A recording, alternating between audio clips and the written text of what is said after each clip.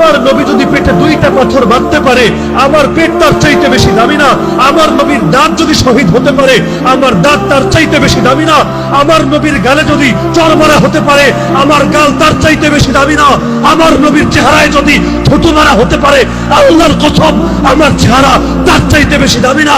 আল্লাহর নবীর চাচাকে যদি 70 টুকরা করে তার কলিজা চিবিয়ে খাওয়া হতে পারে, আল্লাহর কসম আমার বাপ চাচা তার চাইতে বেশি দামি না? আরে আল্লাহর দ্বীনের জন্য যদি আল্লাহর নবীকে কাবা ছাড়তে হয়, মক্কা ছাড়তে হয়, পবিত্র ঘর ছাড়তে হয়, আমার ঘর, আমার এলাকা, আমার দেশ তার চাইতে বেশি দামি না? আমার মসজিদ, আমার মাদ্রাসা, আমার খানকাহ তার চাইতে বেশি না?